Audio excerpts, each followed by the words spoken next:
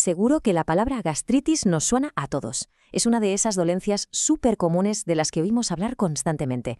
Pero, ¿sabemos de verdad lo que es y cómo nos afecta? Pues bien, en esta guía completa vamos a desglosarlo todo, punto por punto, para entenderla a fondo. Para que nos hagamos una idea de la magnitud de lo que estamos hablando, arranquemos con una cifra que, la verdad, impacta. Más del 50% de los adultos mayores de 50 años la padecen. Es una barbaridad, una prevalencia altísima. Por eso es tan importante entenderla bien.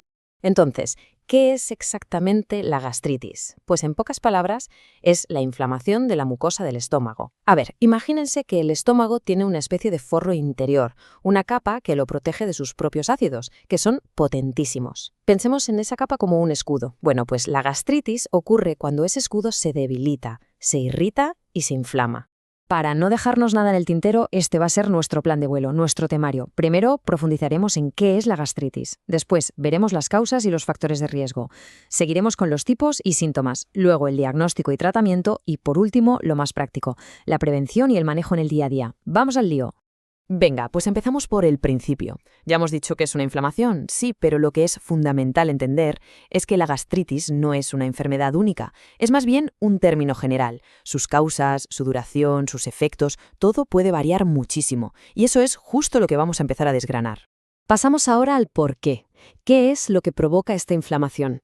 Entender el origen del problema es, sin duda, el primer paso y el más importante, no solo para ponerle remedio, sino, sobre todo, para poder prevenirla. Las causas son de lo más variadas. La más común, la reina de las causas, es una infección por una bacteria llamada Helicobacter pylori, pero luego hay un montón de factores ligados a nuestro estilo de vida, el uso de ciertos fármacos, el abuso del alcohol, el tabaco o incluso el estrés crónico.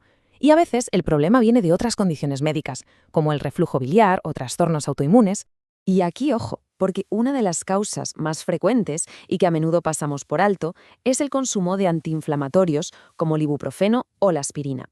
Estos medicamentos, los AINE, son geniales para quitar el dolor y la inflamación, pero tienen una cara B. Pueden debilitar esa barrera protectora del estómago y dejarla a merced del ácido. La clave no es odiarlos, sino usarlos con cabeza y siempre bajo supervisión. Hablemos ahora del otro gran protagonista, la bacteria Helicobacter pylori. Esta frase del doctor Ángel Lanas es clave para entender el problema. Nos dice que en la mayoría de los casos cogemos esta infección de niños y si no hacemos nada para eliminarla, se queda con nosotros para siempre, causando problemas de forma silenciosa durante años. Muy bien, entramos ahora en un punto crucial. No hay un solo tipo de gastritis, ni mucho menos. Se pueden clasificar según cuánto duran o según el tipo de daño que provocan. Entender estas diferencias es fundamental para saber a qué nos enfrentamos. Vamos a verlas. La primera gran división, y la más fácil de entender, es por el tiempo. Tenemos la gastritis aguda, que es algo puntual, de corta duración. Dura unos días y suele desaparecer en cuanto quitamos lo que la ha provocado, como un medicamento o el alcohol. Por otro lado, la gastritis crónica es un problema a largo plazo, que puede durar meses o incluso años. Su causa principal suele ser la infección por H. pylori y, claro, necesita un tratamiento específico para solucionarse.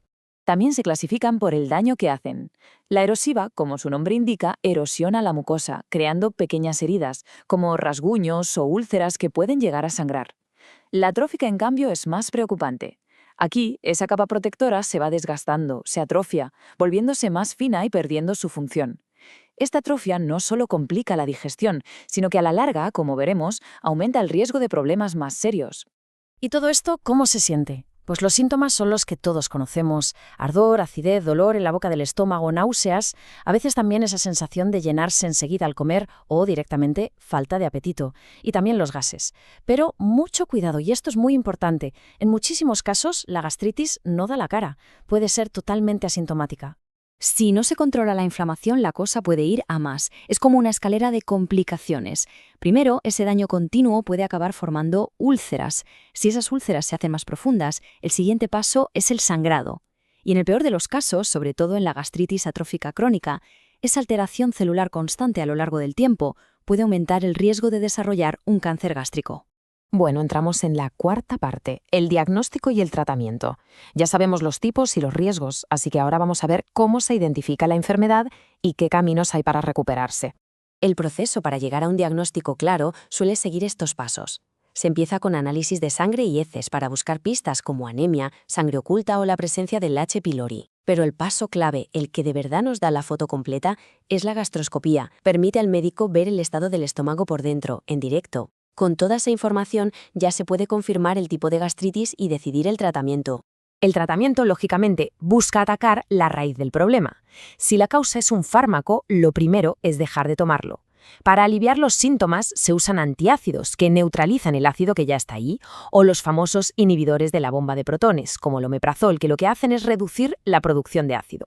Y si el culpable es el H. pylori, se ataca con antibióticos para eliminarlo por completo. Y llegamos a la parte final, y quizá la más importante, la que está en nuestras manos, la prevención y el manejo en el día a día. Aquí es donde podemos tomar el control con nuestros hábitos para evitar que la gastritis aparezca o para manejarla si ya la tenemos.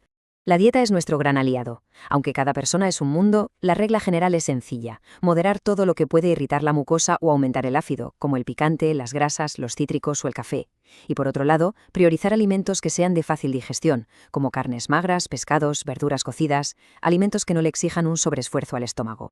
Y quiero pararme un momento aquí porque esto es vital y hay que repetirlo. Hay grupos de alto riesgo, personas mayores de 60 años o que ya han tenido úlceras, que deben tener un cuidado extremo con los antiinflamatorios. En estos casos es absolutamente fundamental consultar siempre con el médico antes de tomar nada por cuenta propia. Y ahora, una pregunta que todos deberíamos saber responder, porque la respuesta puede ser crítica. ¿Cuándo hay que ir a urgencias sin dudarlo? Hay 3 síntomas que son banderas rojas, señales de alarma que nos dicen que hay que ir al médico de inmediato.